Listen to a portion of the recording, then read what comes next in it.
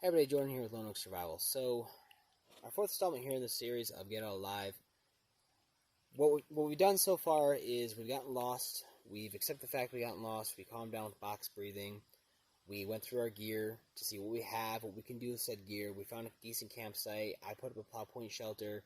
Again, the shelter aspect, it's going to depend on what you know to set up, how can you perform the setup, and also the climate, the environment, and the season as well, guys. So the next step, logically, would be to build a fire and then get enough firewood to make the fire last all night and then into the morning, right? Okay, obviously. But there's something else you can do while you're out and about gathering firewood, okay? So 2 birds, 1 stone, making our effort count for twice as much. And that is we can start setting up signals for rescue to draw attention to our situation and ourselves, right? So with signaling, guys, there's 3 things. There is contrast, there's movement, and there's sound if you can help the sound, right? So, first things first, if I tell people, hey, you got to make sound in a survival situation, get rescued, okay?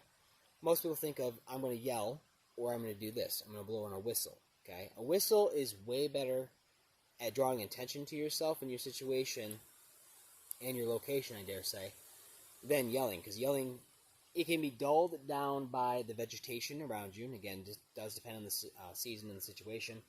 But along with that, it uses up more hydration, uses up more energy from you to yell for help repeatedly throughout the day opposed to just blowing on a whistle. So I can sit here and I can go, that does not take much effort from me or hydration or caloric energy to blow a whistle opposed to yell. Now, the thing is with whistles, guys, how you are supposed to use them, and it does depend on who you listen to and what you read. Me personally, my personal consensus is that, it's going to be 3 blasts that are 3 second long, and there's going to be 3 second pauses in between, and you're going to wait the big pause for roughly 10 to 30 seconds, depending on what you want to do. I dare say 30 seconds is what I would go with. And then you kind of listen to see if anybody's yelling back to you, do you need help, or whatever it's going to be, right? Now, the whistle itself, guys, you can use, there's a plethora of different designs out there, colors, whatever. Use a high-vis color, though. That way, if you drop it, you're not going to lose it, at least less likely to lose it. Along with that, the biggest thing is you don't want a P whistle. You want a P-less whistle, okay? So there's really no rattling of a P in here. Why? Because when it's a cold environment and you're blowing your whistle signal for help, okay, your breath is hot, it hits that P, creates condensation. Well, condensation is water vapor, so it does freeze over time, and then you have one hell of a time to kind of try to get this unfrozen. Does it work? Yes. Does it take time? Yes. Could it affect you being rescued or not in a situation? Yeah. So, gotta be careful with that. That's why I go with a P-less whistle. Way less likely to freeze or plug up with stuff. So, guys, other than that, I got 4 examples floating around here around my camp. I want to talk about each one and why I set them up like I do and why I trust them with my life, guys. So, here we go. Alright, folks, so our first example in this video is going to be surveyor's tape, right? Okay, so I would say get a color that is high-vis. I would get a color that is contrasting to your environment, whatever the environment is that you find yourself in. I like orange, guys. I prefer a brighter orange, but this is what my local hardware store had. How many strands you hang up, that's, again, up to your personal taste. I've heard from 3, because signaling for rescue is always done in 3s. I've heard all the way up to 16, whatever. I personally say what you think is going to grab someone's attention from a distance, right? So along with that, guys, why I like surveyor's tape, and if you're savvy enough to bring a pen, possibly a pencil doesn't work too great, but a Sharpie pen, okay, with you, you can write a message on here. Hopefully I can pull this so you guys can see this. Ooh, maybe not. Maybe if I get in the shadow. There, kinda. You guys can hopefully see that. Sorry about the sunlight. You got your name, you got the date, you got the time, you got lost, need help, you got your phone number in case, you might not have signal now, but you might have signal later on. You have the bearing of travel if you choose to leave your camp, right? And the condition you find yourself in, so in good health or injured, whatever it's going to be. Now, the most important things to leave on there is your name, date, time, and direction of travel. Please, for God's sake, write down at least those 4 things. Why? Because if you're, say, okay, I'm done with this spot, I have to move for whatever reason, or I'm going to affect self-rescue, I have to walk out of the situation. If a rescuer comes upon this or somebody else, they can go, what the heck's all this stuff in the tree for? Oh, crap, this person's lost. And they can call 911, or if they're rescuing themselves, they can radio in, hey, I found the guy. He was here on this date, this time. He's lost. Phone number if possible. he's traveling on this bearing, he says he's in good health, and they can start following you. And then you can start leaving like 1 or 2 or 3 of these in a tree, again, depending on your supply. And they can start following your trail, and they might catch up to you. So there you go. That's example number 1. Let's go on to the next example here. All right, folks, so this is going to be really bright, but what you can do is take your tarp or a Mylar bag or space blanket, like an extra one you might have. Again, this is my Arcturus all-weather space blanket. This is our shelter. But if it's fair weather like it is now, it's a little windy, but not too bad. It's decently warm. I don't feel cold or anything like that. You can take your tarp, and this is a big old shiny object you can throw out in an open meadow like that out there.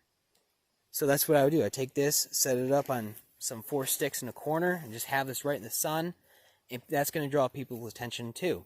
So again, a Mylar blanket, something shiny in the sunlight, it's going to work wonders for you.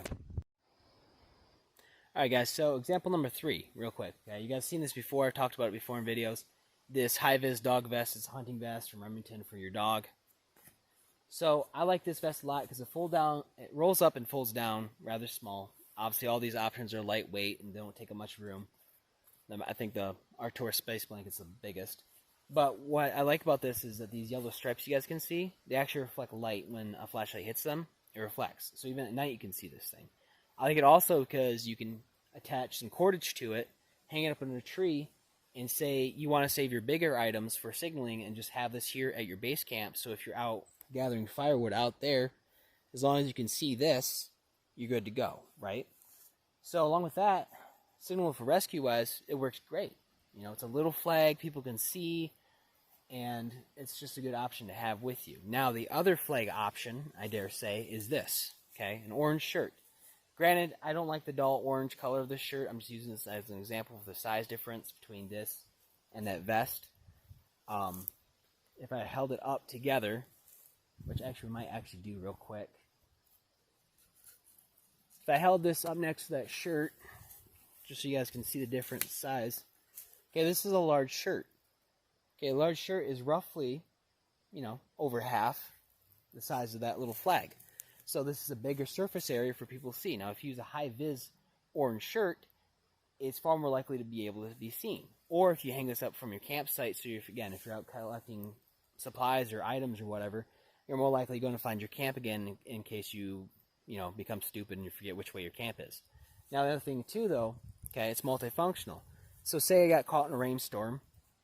Sit in my shelter. I'm freezing cold now because of the wind or whatever it's going to be.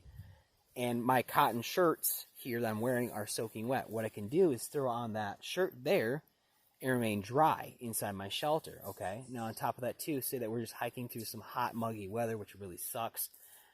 What happens is, okay, you get all sweaty. You don't want to go to bed in that wet clothing, okay? You're going to possibly suffer from hypothermia. So you can change out your shirt. At least your shirt will be dry and warm for you. So guys, that's kind of the 4 items that I'd like to talk about. And again, remember, when you're signaling for rescue, guys, it's contrast, movement, and sound. Okay?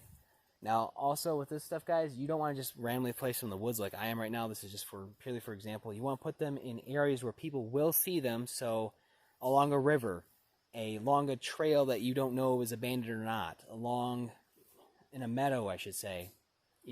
Somewhere that someone flying overhead is going to see, someone walking through the woods is going to see. Big open areas in the woods, guys, is where you want to put these things in general. So, as always, stay frosty, prep up. Yeah, bless.